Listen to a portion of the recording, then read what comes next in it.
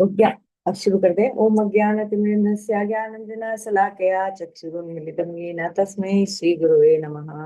नमो विष्णुपदाय राधिकाय प्रियात्मने श्री श्रीमद्भक्ति वेदांत नारायण गोस्वामी इति नामिने श्री कृष्ण लीला कथने सुदक्षम माधुर्य माधुर्य गुणिचरितम वरम वरण्यम पुरुषमहंतम नारायणम तुम शीर्षा नमामि।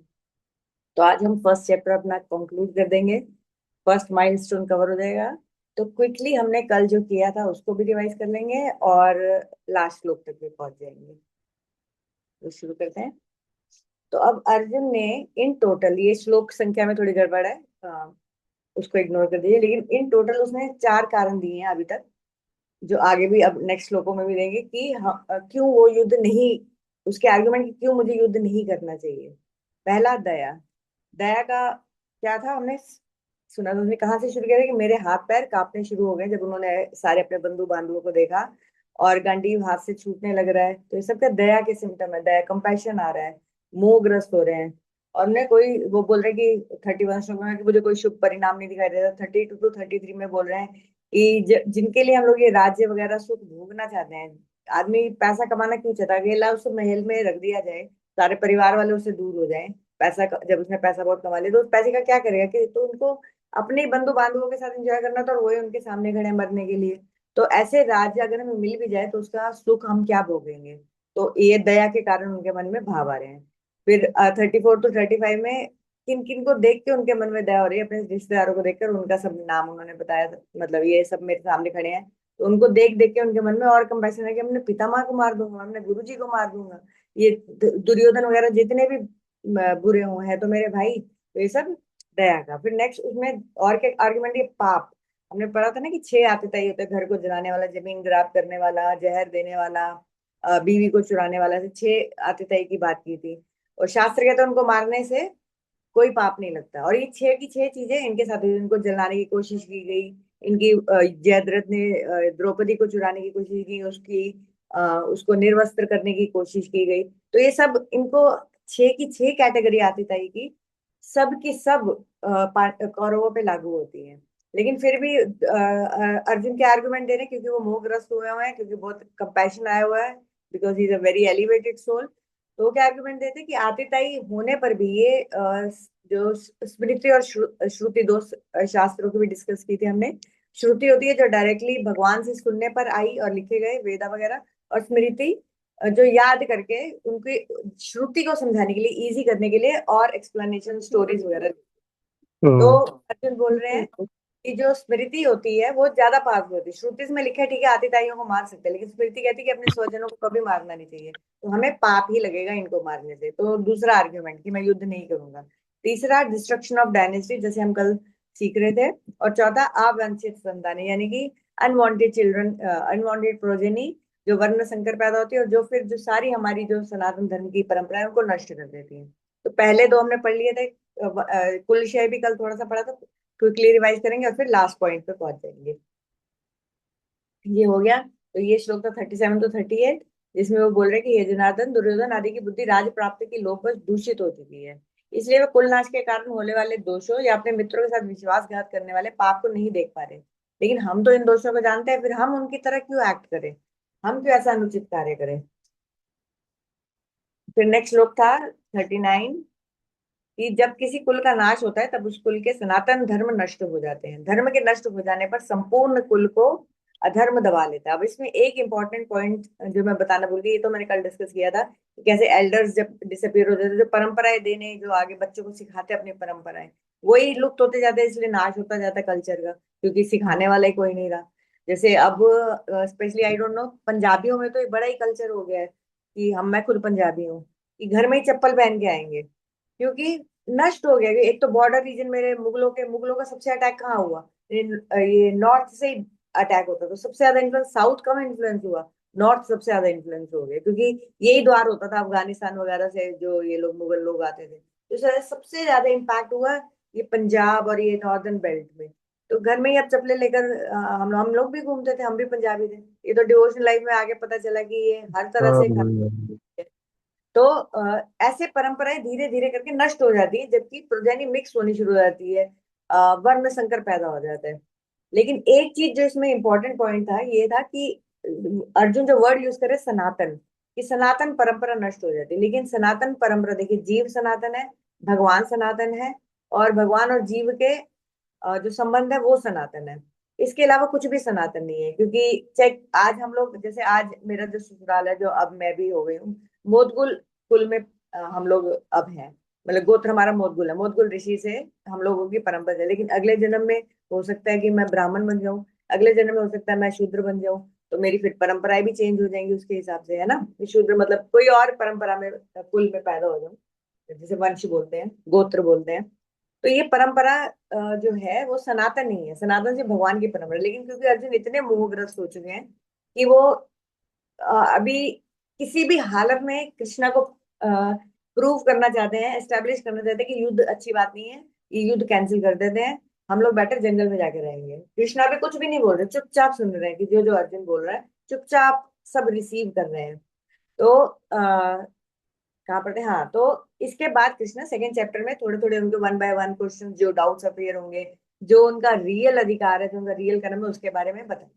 तो ये जो सनातन की परंपरा है, सनातन वर्ड यहाँ पर इनअप्रोप्रिएटली यूज है, क्योंकि सनातन इज ओनली भगवान और भगवान। जैसे जीव आत्मा किसी भी जगह नहीं, जब वो उसका आपको, जैसे एक बीज है आम का, हमारे गुरु जी इसको समझाया करते थे, जैसे एक बीज है आम का, और एक चीकू का बीज है, ऐसे बड़े सारे फलों के बीज है। आप उनको एक साथ किसी मिट्टी में गाड़ दीजिए, तो क्या होगा, वो सब मिक्स्ड है, आपस में मिले हुए हैं। लेकिन आम कभी चीकू उगाएगा?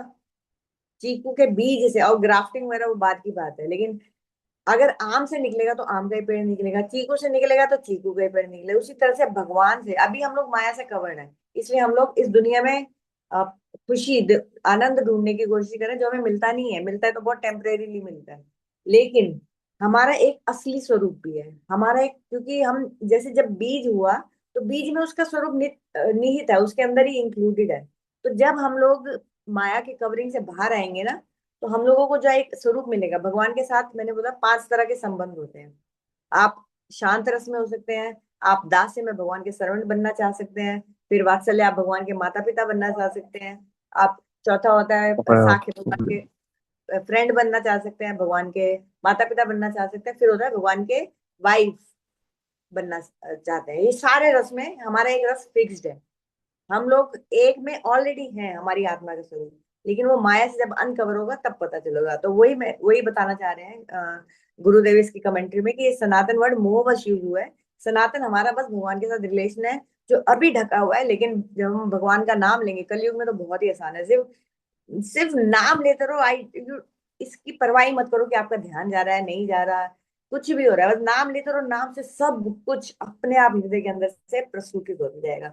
वो आगे मैं आपको और चमत्कारी स्टोरी सुनाऊंगी over the next few days. तो इसमें बस बताया गया कि Sanatan word is misuse. फिर उसके बाद हमने पढ़ा था कि कृष्ण बोल रहे कि अधर्म द्वारा कल कुल के अभिभूत होने पर, डायनेस्टी के अभिभूत होने पर कुल की स्त्रियां भ्रष्ट हो जाती हैं, जबरदस्ती भी कर लिया जाता है, या अपने आप ही गलत रास्ते पे चल पाती हैं, जिसकी वजह से अनवांटेड प्रोजेनी पैदा होती है। जिनकी अब ऐसे, पहले गर्भ धारण वगैरह संस्कार हुआ करते थे, अब वो मोरलेस लुप्त हो चुके हैं, लेकिन कुछ लोग फिर भी करते हैं बहुत। तो उससे हम स्पेशल आत्माओं को इनवाइट करते हैं, कि जो आत्मा आए वो सबके लिए अच्छी हो, सबके लिए, देश के लिए अच्छी हो, माता पिता के लिए अच्छी हो, और अपना जो, जिस वजह से भी उसका भक्ति का वो पूरा नहीं हो पाया, अब जो आत्मा है तो अपनी भक्ति को पूरा करे, और इस repeated cycle of birth and death से बाहर निकल जाए।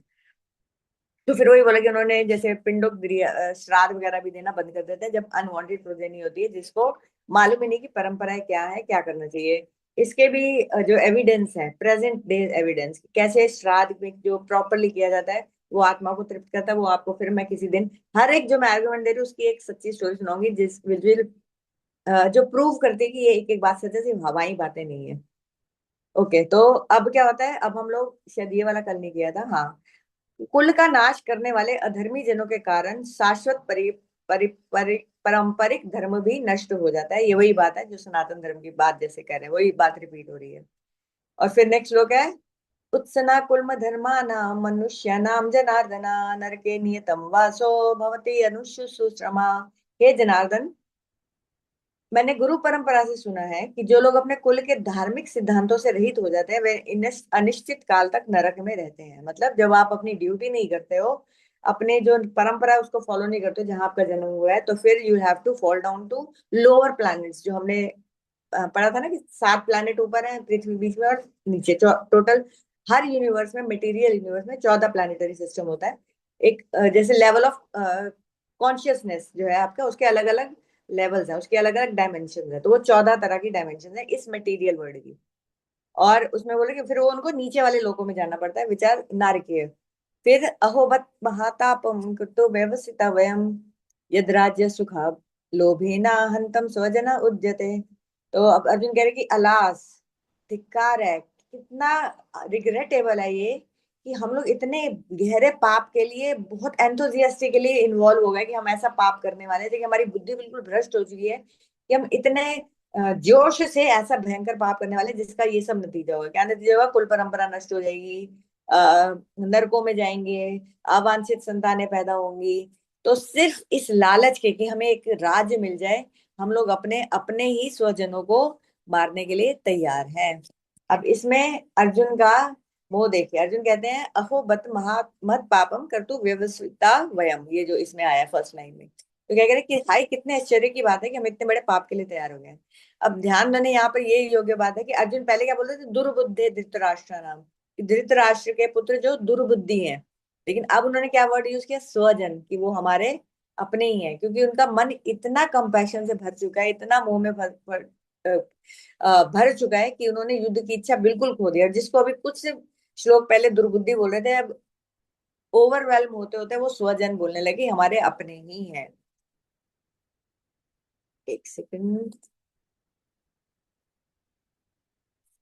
हाँ, संजय वाचा एवं मुक्त अर्जुन सांख्य अर्थोपस्थ उपावसत विसृज्य सहस्रम का चापम शोका संविघ्न मानसः। संजय ने बोला, ये सब शब्द बोलते हुए, जो कि अर्जुन जो युद्ध भूमि के मध्य में खड़े हैं, उनका माइंड पूरी तरह से लेमेंटेशन में, अफसोस में, दुख में भरते हुए उन्होंने अपना धनुष और बाण एक साइड में रख दिया और चुपचाप युद्ध में चैरियट में जाकर बैठ गए। क्या बोला? अब मैं युद्ध नहीं कर सकता। तो यहाँ पर हमारा फर्स्ट चैप्टर कंक्लूड होता है। समय भी हो गया, कल हम लोग क्विक रिवीजन करेंगे फर्स्ट चैप्टर में क्या क्या मेन पॉइंट थे, क्या क्या हमने सीखा, और फिर हम लोग परसों से हमारा सेकंड चैप्टर शुरू कर देंगे।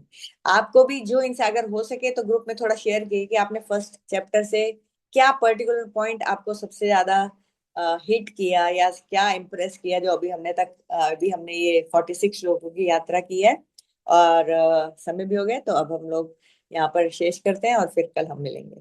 हरे कृष्ण। वांछा कल्पतरुभ्यश्च कृपा सिंधुभ्यो पतितानां पावनेभ्यो वैष्णवेभ्यो नमो नमः।